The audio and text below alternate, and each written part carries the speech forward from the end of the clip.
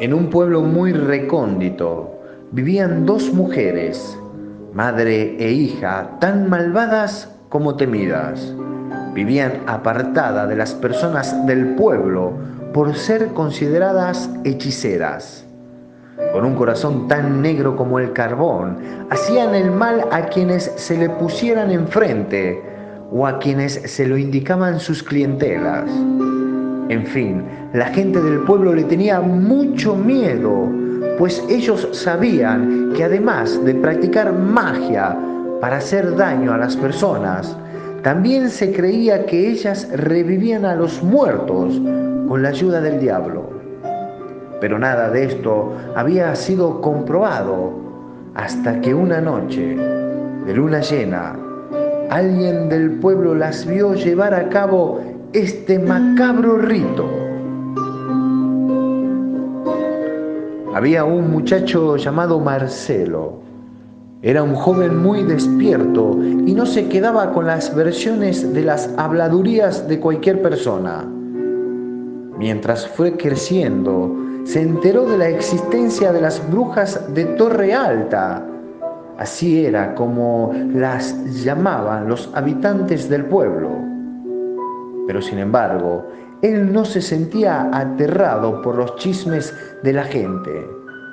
Más bien sentía una profunda curiosidad por saber si aquello era real, si todo lo que decían sobre ellas era cierto. Los pobladores lo apodaron como Juan sin miedo por ser tan valiente y llevar sus investigaciones tan lejos. Las espiaba durante el día y la noche, y cuando su madre no se daba cuenta, salía de madrugada a pasear cerca de la casa de las brujas. Pasó mucho tiempo vigilándolas mientras tenía tiempo. Era muy testarudo. Además, ninguno de los rumores que se decía sobre ellas parecían ser cierto, pues solo podía ver a una anciana madre y a su amorosa hija a realizar sus quehaceres domésticos, alimentar los animales y salir a recolectar hierbas y flores de vez en cuando. Hasta que un día se cansó de vigilarlas y siguió con su vida normal. Pero apenas cuando había pasado una semana de su decisión, se enteró que la anciana madre había muerto. Nadie del pueblo quiso acompañar a la hija durante el entierro. Incluso el párroco del pueblo se encerró en su cuarto, luego de informarle a la hija de la difunta que no tenía permitido enterrar a su madre en Tierra Santa.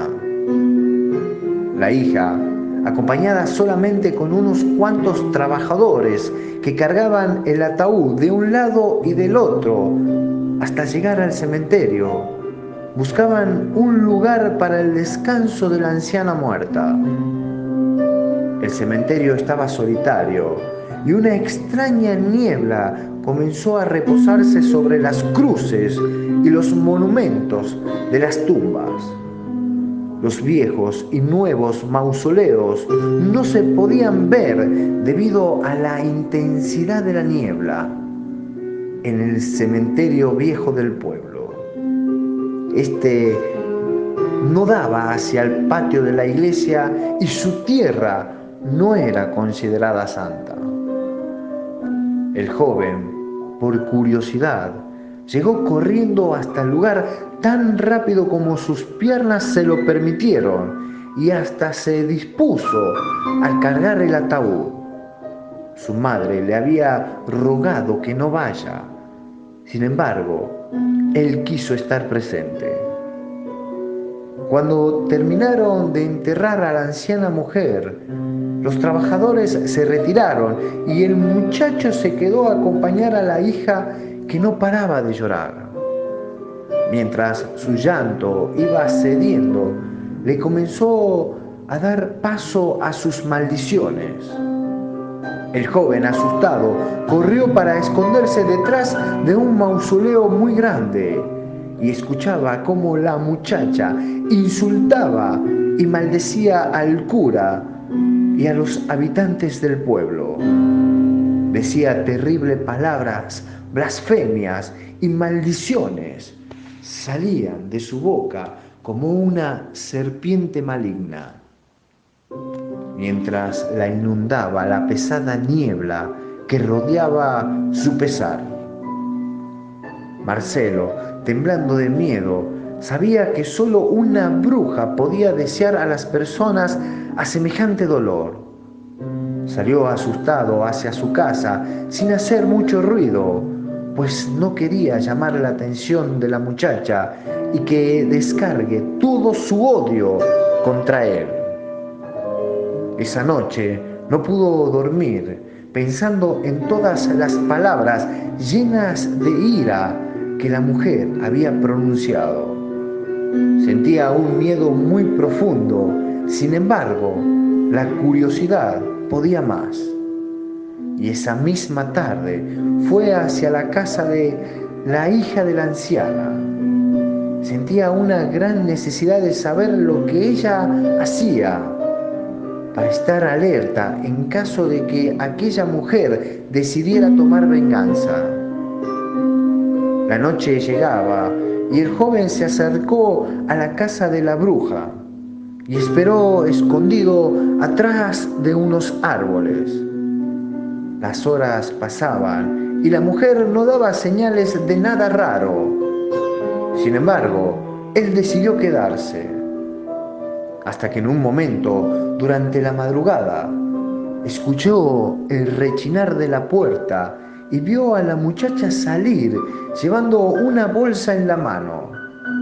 La siguió en silencio mientras temblaba de miedo, presintiendo la maldad de la mujer. Siguieron caminando en dirección al cementerio viejo. Cuando llegaron cerca de la tumba de su madre, comenzó a pronunciar algunas palabras en latín que Marcelo no lograba comprender. Solo intuía que nada bueno había en ellas.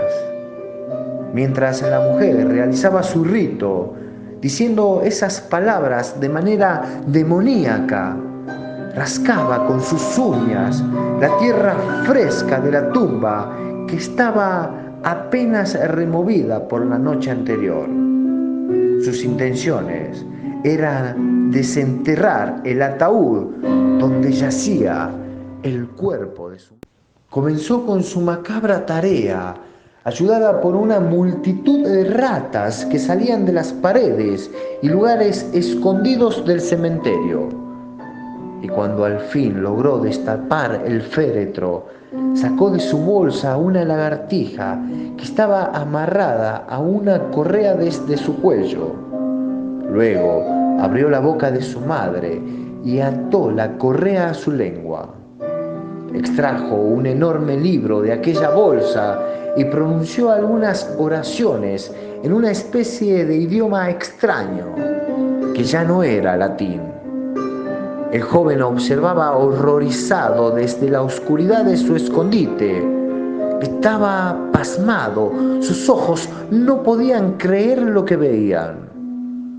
Cuando la madre abrió los ojos y comenzó a hablar con su hija, diciéndole que debía tomar venganza con la gente del pueblo debido a que le hayan negado a su cuerpo la paz de la Tierra Santa y tuvieron que sepultarla como un perro en un campo sin perdón.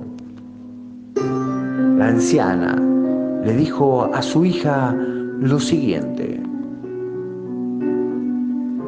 ve a la torre de la iglesia y desde allí pronuncia una maldición que se propague por todo el pueblo.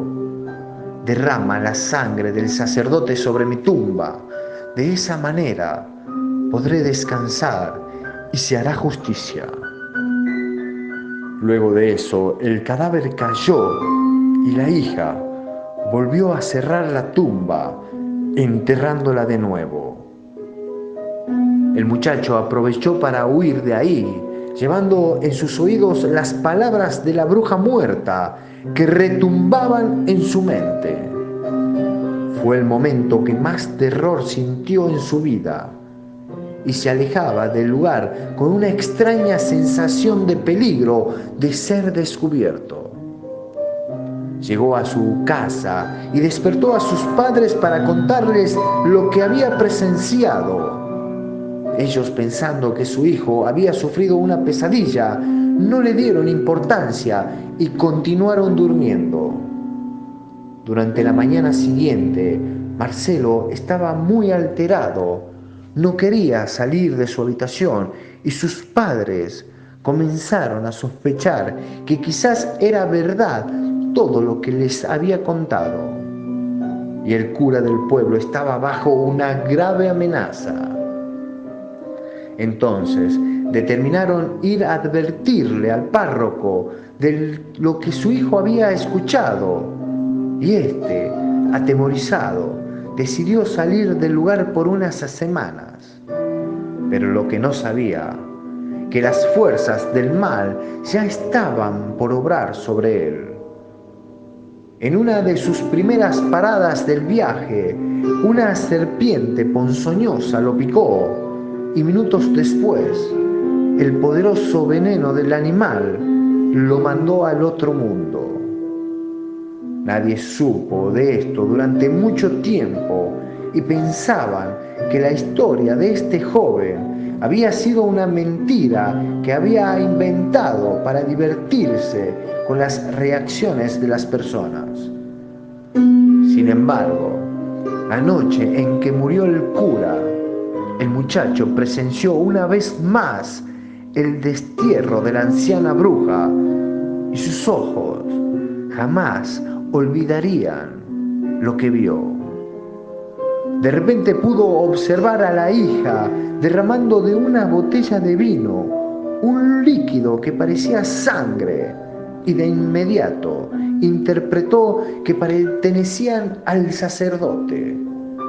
El líquido caía sobre el cadáver de la madre. Lo macabro que pudo presenciar en aquel momento estaba haciendo realidad. En el mundo pelean dos fuerzas poderosas desde el principio de la creación: el bien y el mal. Así es el poder del diablo cuando uno de sus aliados lo invoca para cobrar venganza y hacer el mal. De alguna manera se las arregla para tratar de vencer. Con respecto a Marcelo, él supo que las brujas sabían que las espiaba y aún así no le hicieron daño, porque consideraron que sería un informante para los habitantes del pueblo. Así supieran de que su venganza sería la vida del sacerdote